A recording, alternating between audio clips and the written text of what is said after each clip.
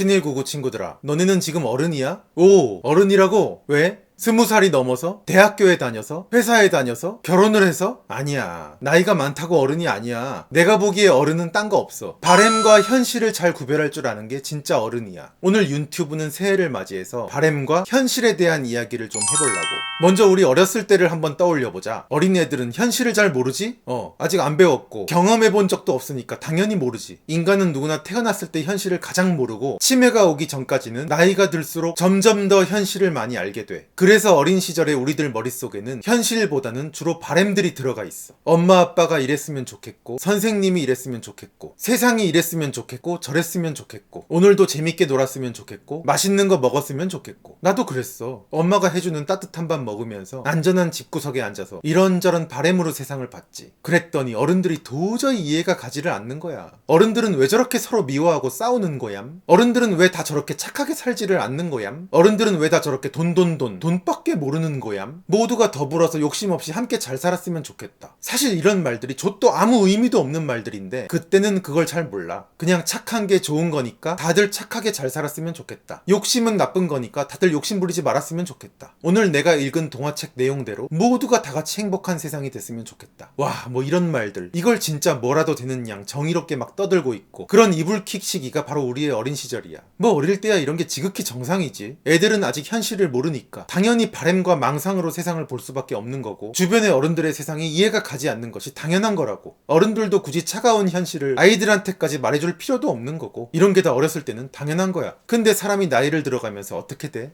지식과 경험을 통해서 현실을 하나둘씩 알게 되지. 공부가 얼마나 어려운지, 남의 돈 먹기가 얼마나 힘든지, 멀쩡한 여자 사귀기가 얼마나 어려운지, 취업이 얼마나 힘든지, 이혼 안 하고 건강하게 평범한 가정 하나 꾸리면서 사는 것도 얼마나 기적인지, 남들 다 하는 게 제일 어렵고 평범하게 사는 게 장난이 아닌 거구나. 이런 걸 직접 간접 경험을 통해서 계속 배우게 돼. 어렸을 때 아무렇지도 않게 보던 것들이 모든 게 다 현실적으로 본인 앞에 하나하나 다가오면서 급기야는 굉장히 중요한 걸 하나 깨닫게 되지. 그게 뭔가 하면 세상에는 절대 공짜가 없구나. 나는 개인적으로 이걸 깨달았을 때가 가장 어른으로 확 바뀌더라고. 내가 싫은 건 남들도 하기 싫구나. 내가 하고 싶은 거는 남들도 다 하고 싶구나. 내가 알게 된 좋은 건 이미 남들도 다 알고 있어서 완전히 미어 터지는구나. 와, 씨발 세상에 만만한 게 하나도 없구나. 세상은 따뜻한 바램으로 돌아가지 않고 차가운 현실로 돌아가는구나. 이런 걸 하나하나 깨달으면서 어른으로 변신하더라고. 자, 그래서 우리가 이렇게 어른이 됐으면 이제부터 어떻게 해야 돼? 바램보다는 현실을 더 크게 생각해야지. 현실이 바램을 앞서는 순간이 드디어 어른이 되는 특이점인 것 같아. 근데 재밌는 건 나이를 먹어가면서 현실을 알게 되는 것까지는 인간이라면 누구나 대충 똑같은데 여기서부터 또 중요한 분기점이 오는 것 같아. 대체로 사람들은 이 시점에서 두 부류로 나뉘어. 한 부류는 좋든 싫든 현실을 있는 그대로 받아들이고 삶의 엄연한 한 부분으로 똑바로 바라보는 사람들이 있는 반면에 또 한 부류는 현실을 있는 그대로 받아들이지 못하고 끝까지 눈을 가린 채 본인의 호불호 감정을 동원해서 현실을 감정의 영역에다 계속 처박아 놓는 사람들이야. 이 사람들은 바램과 현실의 차이를 받아들이는 게 싫은 거지. 싫어. 나는 싫단 말이야. 현실이 이러한 게 싫어. 본인의 감정으로 현실을 덮고 회피하는 사람들. 잘 생각해봐. 사실 인간의 바램이라는 거는 무조건 좋은 거잖아. 내가 공부 잘하고 돈 많이 벌었으면 좋겠다. 우리 가족이 건강했으면 좋겠다. 모두가 행복했으면 좋겠다. 대한민국이 잘 살았으면 좋겠다. 지구가 평화로웠으면 좋겠다. 인간의 바램이란 하나같이 따뜻하고 아름답고 좋은 것들 뿐이라고. 왜냐하면 인간은 본인이 싫어하는 걸 바라지 않거든. 내가 나중에 못생긴 여자랑 결혼했으면 좋겠다. 이렇게 바라는 사람은 한 명도 없잖아. 누구에게나 바람은 따뜻하고 아름다워. 근데 그에 비해서 현실은 어때? 좋은 거보다 싫고 불편한 게 훨씬 더 많잖아. 내가 머리가 나쁘다, 못생겼다, 공부를 못한다, 사는 동네가 후졌다, 돈이 없다, 늙었다, 아프다, 뭐 등등등. 현실은 주로 차갑고 싫은 것들이 우글우글하다고. 그래서 이것들을 진짜 모르고 싶은데 본인 앞에 펼쳐지는 현실들을 억지로 언제까지고 모를 수는 없는 노릇이니 인간은 어쨌든 현실을 알게 되는 시점이 온다고. 와, 어린 시절의 나처럼 영원히 순수한 바램의 영역에 머물고 싶은데 하지만 자꾸 지식과 경험을 통해서 강제로 차가운 현실을 알게 되고 그 바람에 내 인생이 자꾸 현실의 영역으로 떠밀려가는 것이 너무너무 슬픈 상황. 그래서 많은 사람들이 이 시점에서 싫어 나는 현실이 싫어 이런 스킬을 발동시키는 거야. 이런 사람들은 현실의 영역에서 현실 이야기를 하고 있는 와중에도 자꾸만 본인이 좋고 싫고 이런 본인의 호불호 감정들을 얘기하는 오류를 범해. 그러면서 인생은 점점 더 남들보다 처지게 되고 남 탓은 계속 강화되고 분노가 인생을 갉아먹게 되고 거짓말하는 정치꾼들한테 취약해지면서 속아넘 넘어가고 평생 망상 속에서 허덕허덕거리는 인생 코스로 가기가 쉽다. 아주 쉬운 예를 하나 들어볼게. 요즘 내가 관심이 많은 부동산으로 한번 얘기해볼까? 대한민국 사람 모두가 딱 1년씩만 일해도 강남의 아파트를 척척 살 수 있으면 참 좋겠다. 그래서 대한민국 사람 모두가 좋은 환경에서 주거 걱정 없이 모두 행복하게 잘 살았으면 좋겠다. 그렇게 대한민국 국민 모두가 바라는 대로 다 잘 살았으면 좋겠어. 끝. 자, 이게 바로 바램의 영역이야. 나도 초등학생 때는 이런 바램을 가지고 있었어. 근데 나이가 들어보니까 지식과 경험이 생기면서 알게 되더라고. 와, 바램과 현실은 진짜 많이 다르구나. 바램은 강남의 아파트 값이 2억이었으면 좋겠는데 현실은 20억이 넘네. 와, 바램과 현실이 18억 원어치나 차이가 나다니. 바램은 대한민국 사람 모두가 강남의 아파트에서 행복하게 잘 살았으면 좋겠는데 현실은 대한민국의 2020만 가구 중에서 물리적으로 딱 30만 가구만 그 안에 들어갈 수가 있게 돼 있구나. 와, 바램과 현실이 1990만 가구나 차이가 나네. 누구나 결혼이나 독립을 앞두고 네이버 부동산 이리저리 쳐보면 나처럼 바로 현실을 알게 된다고. 자, 이제 어떡할까? 냉정한 현실이 내 눈앞에 펼쳐져 있네. 이걸 그대로 받아들일 거야? 아니면 안 받아들일 거야? 바로 이 시점에서 두 가지 부류로 갈라진다니까. 1. 와, 현실이 이렇구나. 깜놀. 일단 강남은 포기하고 수도권 외곽이나 신도시 같은데 손 닿는 데부터 찾아봐야겠다. 그리고 지난 세월 대한민국 부동산들이 어떻게 움직였는지 한번 알아보고 앞으로 어떻게 움직일지도 예측해보고 정치, 경제, 사회, 사람의 심리 이런 여러 가지 분야를 앞으로 좀 열심히 공부해봐야겠다. 그래서 장차 강남은 아니더라도 그래도 나도 좋은 주거지에 자리를 잡을 수 있도록 내 기회를 한번 만들어 봐야지. 이렇게 현실을 받아들이고 여기서 본인이 할 수 있는 것들을 하나하나 차례차례 찾아보는 사람들이 있는 반면에 와, 진짜 싫다, 다 싫다, 전부 다 망해라, 대통령님, 국회의원님 저것 좀 뺏어주세요, 저것들 다 분명히 더러운 돈으로 저거 샀을 거야, 이제부터 공부는 개뿔, 다 끝났네, 다 끝났어, 강남 아파트 값을 2억으로 만들어 놓고 내가 들어갈 수 있게 딱 비워놓으란 말이야. 야, 저 사람이 뺏어준대, 와 빨리 찍어주자, 뒤집어라 엎어라. 무릇 돈이란 노동을 해서 열심히 벌어야지, 불로소득은 안 되느니라. 떼끼놈들, 에헴. 대한민국엔 이런 사람들이 정말 많아. 그래, 싫구나. 싫지. 아무렴 싫고 말고. 맞아, 나도 싫더라고. 정말 싫어. 강남의 아파트 값이 싸야 좋을 텐데 비싸서 너무너무 싫어. 진짜 싫어. 근데 그게 뭐?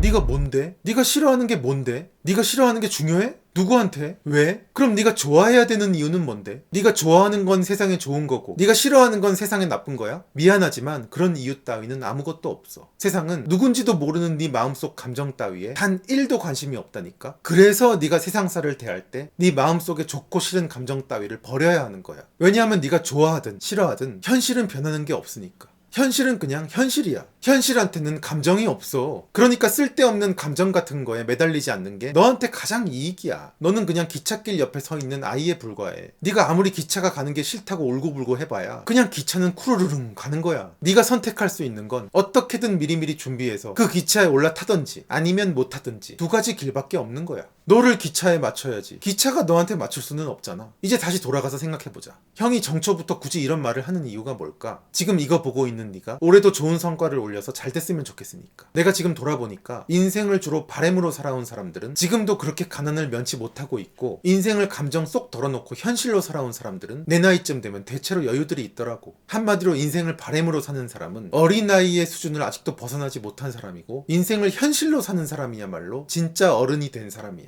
나이 먹고 바램을 잡고 말하는 사람들의 특징이 뭔지 알아? 현실이 엉망진창인 사람들이야. 현실이 빵빵하고 여유 있는 사람들은 굳이 바램 같은 거 자꾸 말하지 않아. 모두가 바라는 대로 세상이 됐으면 좋겠다는 말은 완전히 말도 안 되는 말이야. 집을 파는 사람은 내일부터 집값이 떨어졌으면 좋겠고, 집을 사는 사람은 내일부터 집값이 올랐으면 좋겠는데 어떻게 모두가 바라는 대로 세상이 되겠어? 그런 거 없어. 그럼 꼭 이렇게 말하는 사람들이 있지. 그래도 세상이 더 많은 사람들이 바라는 대로 됐으면 좋겠다. 이것도 존내 말이 안 되는 말이야. 봐봐, 더 많은 사람들이 바라는 대로 강남의 아파트 값이 실제로 2억이 됐다고 쳐봐. 그러면 다른 동네 집값은 어떻게 돼 있을까? 은행들은 어떻게 될까? 건설사들은 어떻게 될까? 원래 거기 살던 전세 세입자들은 어떻게 될까? 세금은 어떻게 될까? 국가 경제는 어떻게 될까? 이 나라는 과연 어떻게 될까? 너네 여기까지 생각해 본 적 있어? 인간의 바램은 불완전하고 단편적이야. 바램은 바램 이외의 것까지 고려하지 않는데 현실은 언제나 복잡하고 다양하게 얽혀져서 결과가 일어나. 그래서 바램은 그냥 바램일 뿐이야. 나이살 처먹고 현실에다 자꾸 바램을 집어넣고 본인의 감정을 남들한테 내세우는 사람은 굉장히 무책임하고 어리석은 사람이야.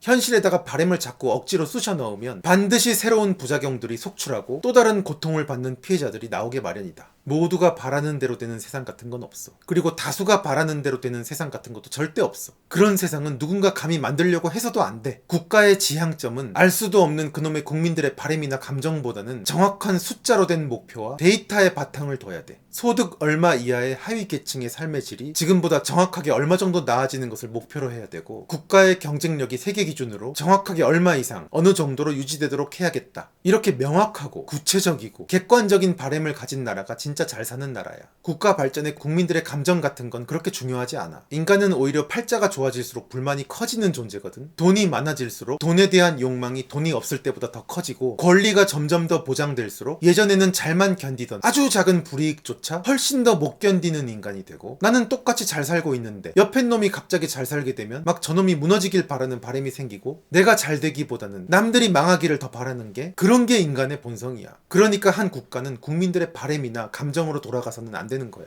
국민들이 바라는지 안 바라는지보다 훨씬 더 중요한 게 국민들한테 좋은지 나쁜지야. 국민들이 바라더라도 국민들한테 나쁜 길은 가면 안 되고, 국민들이 바라지 않더라도 국민들한테 좋은 길이라면 뚜벅뚜벅 가야 되는 게 좋은 리더야. 국민의 비유나 맞추고 착한 척 코스프레나 하고 결국은 나라 씹창내는 리더는 절대 좋은 리더가 아니야. 작년 2019년 대한민국의 키워드가 위로와 공감이래. 듣고 팠던 말, 네 잘못 아니야. 위로와 공감의 한 해. 이거 봐. 요즘 대한민국이 이래. 아무 의미 없는 감성의 영역에 나라가 아주 그냥 풍덩 빠져 있어. 네가 가난한 것도 네 잘못이 아니야. 네가 무주택으로 사는 것도 네 잘못이 아니야. 네가 그 나이 먹고 최저임금이나 받고 있는 것도 네 잘못이 아니야. 네가 아직도 결혼을 못하고 있는 것도 네 잘못이 아니야. 그래서 네 탓이 아니면 다 누구 탓인데? 뭐 자한당이랑 아베, 토요토미 히데요시 탓이야? 이런 현상을 보면 또 중요한 걸 하나 느껴야지. 네가 지금까지 배워온 대한민국의 역사도 죄다 이런 사관으로 쓰여져 있는 건 아닐까? 저렇게 위로와 감성, 공감 좋아하는 한국인들이 자기네 역사를 아무도 간섭하지 않는데 그렇게 실제로 일어났던 현실이나 사실을 바탕으로 객관적으로 썼을까? 내가 보기엔 택도 없어. 저런 사람들이 역사책을 쓸 때만 정신을 번쩍 차렸을 리가 없잖아. 오히려 더 바램을 발동시켜서 아주 그냥 더욱더 엄청난 판타지 망상을 써내려갔을 확률이 훨씬 높지. 한국인이 쓴 한국 역사책들을 보면 과거에 우리가 이랬었으면 좋겠다, 저랬었으면 좋겠다, 망상 판타지가 노골적으로 줄줄이 나와. 역사의 좆도 팩트는 없고 다 남 탓에 위로, 공감, 자뻑, 정신승리, 거짓말만 한가득이야. 그 이유는 한국인들이 역사책 역시 본인들의 바램을 바탕으로 써서 그런 거야. 바램이란 미래에다만 하는 게 아니거든. 우리가 모르는 지나간 과거에도 얼마든지 바램의 판타지를 쓸 수 있는 거거든. 잘 보면 역사적으로 국제 기준 뭐 그렇게 딱히 잘한 것도 없고, 비록 우리의 뭐뭐는 실패했지만 역사적으로 큰 의미를 갖는다, 맨날 무슨 정신적 토대가 되었다, 이렇게 감성과 정신적인 부분이 많이 나오는 역사책도 아주 그냥 흔치 않겠어. 그러고 보면 2020년 대한민국도 저들의 역사책에는 좆도 태평성대라고 쓰여지겠지. 전임들이라면 2017년까지 엉망진창이었던 나라를 본인들이 나라다운 나라로 바로 세웠고, 그래서 이제는 취업도 잘 되고 국민들 살림살이도 나아지고 모두가 행복하고 온 나라에 풍악이 울려 퍼지며 더불어 잘 살게 되었다. 분명히 이딴 식으로 써댈 거야. 너희들이 지금까지 보아왔던 한국의 역사책들처럼. 오늘의 결론.